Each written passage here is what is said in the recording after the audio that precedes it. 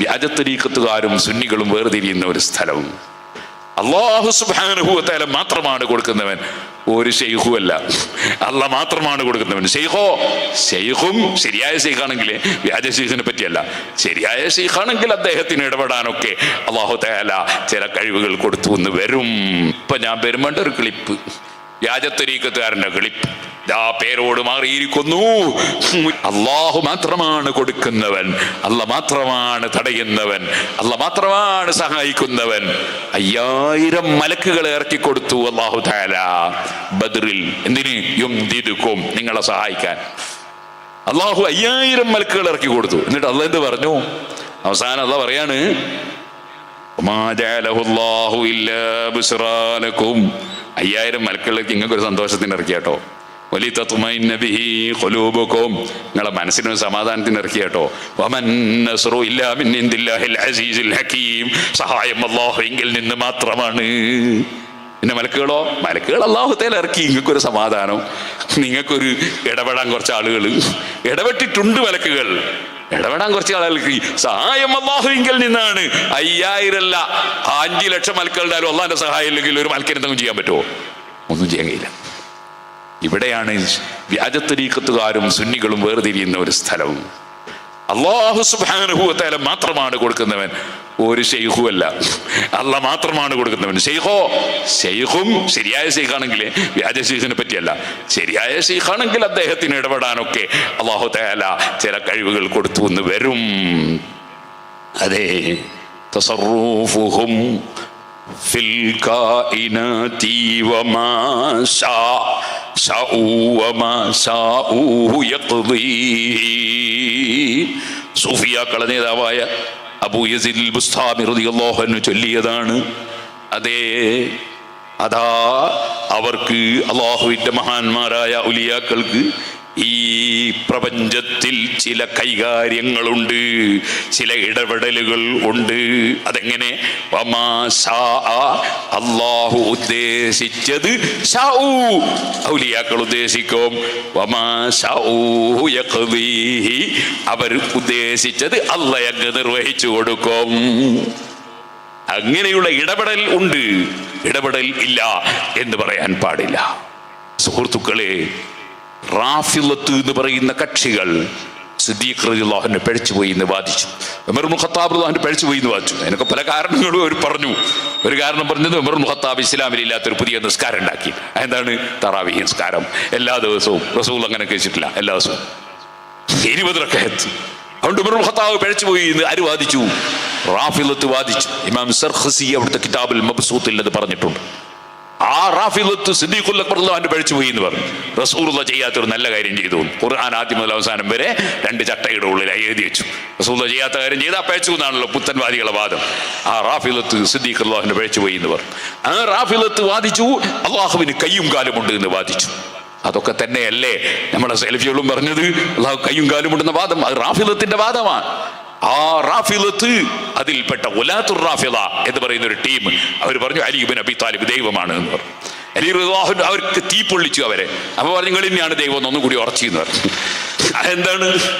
അതേ, ഒരു ഹദീസിലുണ്ട്, ലാ യുഅദ്ദിബു ബിന്നാരി ഇല്ലാ റബ്ബുന്നാർ, തീയിന്റെ പടച്ചവനാണ് തീ കൊണ്ട് ശിക്ഷിക്കുക. അപ്പൊ നിങ്ങൾ തന്നെയാണ് പടച്ചവൻ എന്ന് ഉറച്ചു എന്ന് പറഞ്ഞു. ആര്? അല്ലാഹ് വെളിച്ചം കൊടുക്കാൻ ഞാൻ അങ്ങനെ എത്ര തെളിവ് പറഞ്ഞിട്ട് കാര്യം ഉണ്ടാവില്ല. അതെ, ആ റാഫിളത്തിന്റെ വേറൊരു ടീം ഉലാത്തുർ റാഫിള അവരെന്ത് പറഞ്ഞു? അബ്ദുൽ ഖാഹിർ ബഗ്ദാദി റളിയല്ലാഹു അൻഹു അവിടുത്തെ അൽ ഫർഖ് ബൈനൽ ഫിറഖ് എന്ന ഗ്രന്ഥത്തിൽ പറയാണ്. എന്ത് പറഞ്ഞു? അതാ അല്ലാഹു തആല ലോകം പഠിച്ചു, എന്നിട്ട് ഫവ്വദ തദ്ബീറൽ ആലമി ലി അലിയിൻ, പ്രപഞ്ചത്തിന്റെ നിയന്ത്രണം അലി ഇബ്നു അബീ താലിബിനെ ഏൽപ്പിച്ചു. ഫഹുവൽ ഖാലിഖു സാനി, അതുകൊണ്ട് അലി ഇബ്നു അബീ താലിബ് രണ്ടാം പടച്ചവനാണ് എന്ന്. നിങ്ങൾ കേട്ടിട്ടേ ആരാ നിങ്ങളെ പടച്ചോന് മടവൂരി ഞങ്ങളെ പടച്ചവനാന്ന് പറയുന്നത്? ചില തരീഖത്ത് കേട്ടിട്ടില്ലേ? അതൊക്കെ ഈ റാഫിളത്തിന്റെ സന്തതികളാണ്. അതേപോലെ അള്ളാഹുവിന് കയ്യും കാലുമുണ്ടെന്ന് പറയുന്നവർ റാഫിളത്തിന്റെ സന്തതികളാണ്. സുന്നത്ത് ജമാഅത്തല്ല, ശരിയായ ഇസ്ലാമല്ല. സുബ്ഹാനല്ലാഹ്, ഞാനിവിടെ പ്രസംഗിച്ചത് 996, 97 കാലമാണെന്നാണ് എൻ്റെ ഓർമ്മ. സുബ്ഹാനല്ലാഹ്, അന്ന് ഞാൻ ചിലതൊക്കെ എടുത്ത് വായിച്ചിരുന്നു. പിന്നെന്തെല്ലാം ഉണ്ടായി? പലതുണ്ടായി. അതിൽപ്പെട്ട ഒന്ന് ഞാൻ പറയാം. ഇത് കണ്ടോ നിങ്ങൾ, 2007 ജനുവരിയിലെ മുജാഹിദിന്റെ അൽമനാർ. ഇതിലെന്താ പറയുന്നത്? അള്ളാഹുവിന് 2 കൈയുണ്ട്, 2ഉം വലത്താണ്, ഇടത്തില്ല. ധാരവാദമാണ്, റാഫിളത്തിന്റെ വാദമാണ്. അതെ, അള്ളാഹുവിന് അവയവങ്ങളുണ്ട് എന്ന വാദം ഇമാം ഗസാലി റളിയല്ലാഹു പറഞ്ഞത് അന്ന് ഞാൻ ഇവിടെ ഉദ്ധരിച്ചിട്ടുണ്ട്. ഇൽജാമുൽ അവാം അൻ ഇൽമിൽ കലാം. സാലിമാമ തങ്ങൾ പറഞ്ഞു, ഏതെങ്കിലും ഒരു മനുഷ്യന്റെ മനസ്സിൽ അല്ലാഹു തആല മുറക്കബും മിൻ ജിസ്മും മുറക്കബും മിൻ അവാദ്, കുറെ അവയവങ്ങൾ കൂടിച്ചേർന്ന ഒരു ജഡമാണ് എന്ന് വല്ലവനും വിശ്വസിച്ചാൽ ഫഹു ആബിദു സനമിൻ, അവൻ ഹൃദയത്തിൽ സൂക്ഷിച്ച വിഗ്രഹത്തെ ആരാധിക്കുന്നവനാണ്. എന്നിട്ട് മഹാനവറുകൾ പറഞ്ഞു, ആ വിശ്വാസക്കാരൻ കാഫിറുൻ ബി ഇജ്മാഇൽ അയിമ്മത്തി സലഫി മിൻഹും വൽ ഖലഫ്, എല്ലാ സ്വഹാബികളുടെയും ഇമാമിങ്ങളുടെയും അഭിപ്രായത്തിൽ അവൻ ഇസ്ലാം എന്ന് പുറത്താണ്. അള്ളാഹു കുറെ സാധനങ്ങൾ കൂടിച്ചേർന്നുണ്ടായ ഒരു ജഡമാണ് എന്ന് വിശ്വസിച്ചാൽ അവൻ ഇസ്ലാമിൽ നിന്ന് പുറത്താണ് എന്ന് പറഞ്ഞു. എന്നാൽ അൽമനാറിൽ നിങ്ങൾക്ക് കാണാം 952 അൽമനാർ, അതിലവർ പറഞ്ഞിട്ടുണ്ട് അള്ളാഹ്ക്ക് ഭാഗമുണ്ട് എന്ന് വിശ്വസിക്കാൻ പാടില്ല, വിശ്വസിച്ച കാഫിറാവും എന്ന് പറഞ്ഞിട്ടുണ്ട്. അതേപോലെ അള്ളാഹുവിന് അവയവങ്ങളുണ്ടെന്ന് വിശ്വസിക്കാൻ പാടില്ല എന്ന് പറഞ്ഞിട്ടുണ്ട്. അത് 52-ലാണ്. പിന്നീട് അള്ളാഹ്ക്ക് കയ്യും കാലും ഉണ്ട് എന്ന് പിന്നെ പുളിക്കൽ വെച്ച് തീരുമാനമെടുത്തു. അങ്ങനെ തീരുമാനിച്ചതിന് ശേഷം ഇറങ്ങിയതാണ്. ഇതിലെന്താ എഴുതിയത്? അവന്റെ 2 കൈകളും വലതാണ്, അവയിൽ ഇടതില്ല. അള്ളാഹ്ക്ക് 2 കൈയുണ്ട്, 2ഉം വലത്ത് ഇടത്തില്ല എന്ന് പറഞ്ഞു. ഇത് 2007 മെയ്യിലാണ്.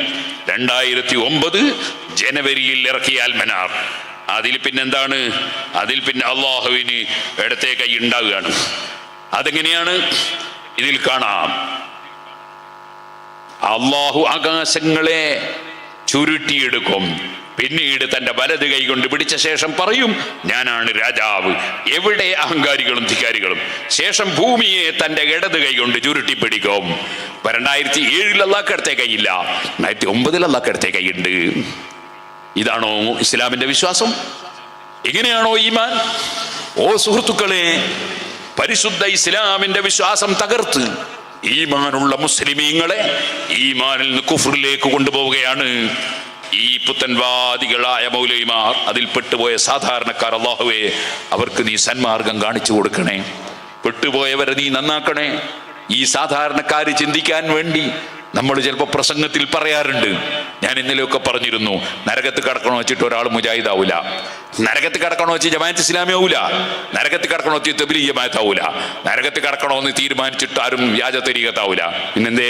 അറിവില്ലാത്തത് കൊണ്ട് അവരുടെ നേതാക്കളുടെ വഞ്ചനയിൽ പെട്ടുപോവുകയാണ്. അത് ബുദ്ധിയുള്ളവർക്ക് ചിന്തിക്കാനാണ് നമ്മൾ പ്രസംഗിക്കുന്നത്. നമ്മൾ ചീത്ത പറയുന്നില്ല, തെറി പറയുന്നില്ല. ബുദ്ധിയുള്ളവർ ആലോചിക്കാൻ വേണ്ടിയാണ് പറയുന്നത്.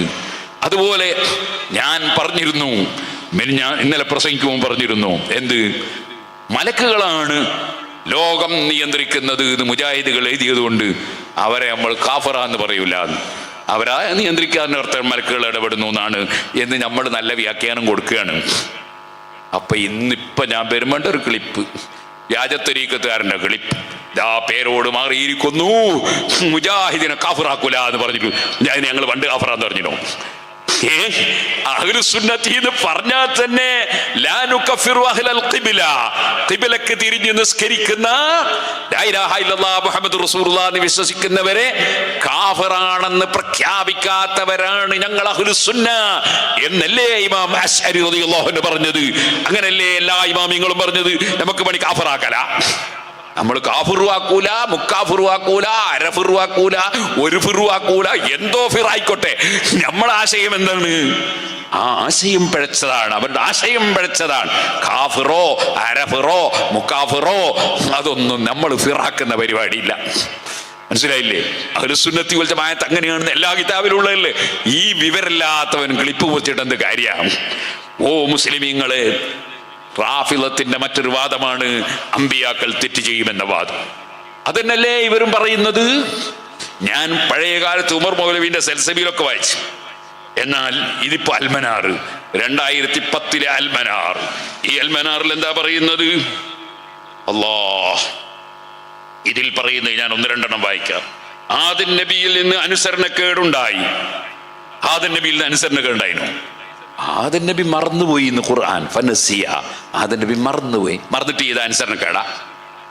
ഒരാൾ നോമ്പ് നോറ്റ് പോകുമ്പോൾ മറന്നുപോയി, നോമ്പാന്നുള്ളത് മറന്നുപോയി, നല്ലൊരു ജ്യൂസ് കണ്ടപ്പോൾ കുടിച്ചു പോയി, അനുസരണക്കേടാ. അയാൾ നോമ്പ് തന്നെ അറിയൂല, അതുകൊണ്ട് അങ്ങനെ ഒരു ചാൻസിൽ മനഃപൂർവ്വം കുടിക്കണ്ട കേട്ടോ, മറന്നിട്ട് കുടിച്ചാലാ ഞാൻ പറഞ്ഞത്. ആദ്യം നബി മറന്നുപോയി ഖുർആൻ വിശ്വസിക്കണ്ടേ ഇവര്? പിന്നെ ഇങ്ങനെ അനുസരണക്കേടാല് നസിയ എന്നല്ല പറഞ്ഞില്ലേ? ആദ്യം നബി മറന്നുപോയി, അനുസരണക്കേടല്ല, മറന്നുപോയതാണ്. ഇനിയോ എനിക്കണ്ടോ, മാപ്പിരക്കാൻ അർഹമായ തെറ്റ് നൂഹ് നബി ചെയ്തു എന്ന് ഈ വചനങ്ങളിൽ നിന്ന് വ്യക്തമാണ്. വല്ലാത്ത വചനങ്ങളിൽ നിന്ന് വ്യക്തമാകല. നൂഹ് നബി തെറ്റിയതോ? അല്ലാഹു തആലാക്ക് കുറെ അമ്പിയാക്കൾ അല്ല പറഞ്ഞേച്ചു, മുർസലിങ്ങൾ പറഞ്ഞേച്ചു. എന്തിന്? ആളുകളെ നന്നാക്കാൻ വേണ്ടി. അള്ളാഹു ആളുകളെ നന്നാക്കാൻ വേണ്ടി കുറെ മുർസലിങ്ങൾ അയച്ചിട്ട് അവരിങ്ങനെ തെറ്റിയ എന്ന് പറഞ്ഞ അതിന്റെ അർത്ഥം എന്താ? ഒരാളെ പറഞ്ഞേക്കാൻ കൂടി അള്ളാഹ് അറിഞ്ഞുകൂടാന്നല്ലേ അതിന്റെ മേന? വളഞ്ഞ വടിക്ക് നേരെയുള്ള നേലുണ്ടാവോ? നേരെയുള്ള നേലിട്ടിട്ട് ആദ്യം വടി നേരെയാണ്ടേ. മനുഷ്യന്മാരെ മുഴുവൻ നന്നാക്കാൻ അല്ലാഹു തആല കുറെ അമ്പിയാക്കളെ പറഞ്ഞു, അവരിങ്ങനെ തെറ്റിയ. ഒരു മനുഷ്യന് പറയാൻ കഴിയും? ഇതൊങ്ങനെ പറയാൻ കഴിയുന്ന ഈ മൗലവിമാർക്ക് എനിക്ക് മനസ്സിലാകും. ഇനി കണ്ടോളെ, മൂസാ നബി തെറ്റ് ചെയ്യുകയും റബ്ബിനോട് മാപ്പിരക്കുകയും അള്ളാഹു പുറത്തു കൊടുക്കുകയും ചെയ്തു. മൂസാ നബിയും തെറ്റ് ചെയ്തു. മൗദൂദിയും പറയുന്നുണ്ട് IPH പ്രസിദ്ധ പുസ്തകത്തിൽ, മൂസാ നബി മഹാകുറ്റം പ്രവർത്തിച്ചിരുന്നു, അദ്ദേഹം ഒരു മനുഷ്യനെ വധിക്കുകയുണ്ടായി. കേട്ടാ തോന്നും മൂസാ നബി അക്കാലത്തെ വീരപ്പനാണ് എന്ന് തോന്നും. ഇതാണോ ഇസ്ലാം? എനിക്കണ്ടോ, നബി സല്ലല്ലാഹു അലൈഹി വസല്ലം തങ്ങളെ സംബന്ധിച്ച് എഴുതുകയാണ് മുജാഹിദ് അൽ-മനാർ 2010 ജൂലൈ. നബി സല്ലല്ലാഹു അലൈഹി വസല്ലമയുടെ ചില വീക്ഷണങ്ങളിലും നയങ്ങളിലും പിഴവുകൾ സംഭവിക്കുകയുണ്ടായിട്ടുണ്ട്. മൗലവി കണ്ടുപിടിക്കാൻ റസൂലുള്ളാഹിക്ക് പിഴവ് എന്ന് പറയാണ്. അത്തരം സംഭവങ്ങൾ ആവർത്തിക്കാതിരിക്കാൻ അല്ലാഹു നബിയെ ആക്ഷേപിക്കുകയുണ്ടായി. നിങ്ങളൊന്ന് ആലോചിച്ച് നോക്ക്. അള്ളാഹിന്റെ റസൂൽ പിഴച്ചു, എന്നിട്ട് അള്ളാഹ് ആക്ഷേപിച്ചു എന്ന് എഴുതുകയാണ് 2010 ജൂലൈയിൽ അൽ-മനാർ. എന്റെ സഹോദരന്മാരെ, മുജാഹിദ് സുഹൃത്തുക്കളെ എന്ന് ഞാൻ വിളിക്കട്ടെ, നന്നാകാൻ വേണ്ടി. സുഹൃത്തുക്കളെ, നിങ്ങൾ ആലോചിക്കൂ. നിങ്ങളെ നേതാക്കൾ നിങ്ങളെ കൊണ്ടുപോകുന്നത് എവിടേക്കാണ്? നിങ്ങളെ എത്തിക്കുന്നത് എവിടേക്കാണ്? നിങ്ങളുടെ ഈമാൻ നഷ്ടപ്പെടുത്തുകയാണ്. അള്ളാഹുവിനെ കുറിച്ചുള്ള വിശ്വാസം തകർക്കുകയാണ്.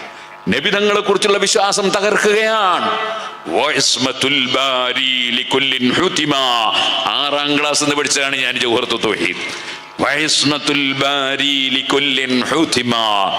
മലക്കുകളും അമ്പിയാക്കളും തെറ്റ് ചെയ്യൂല.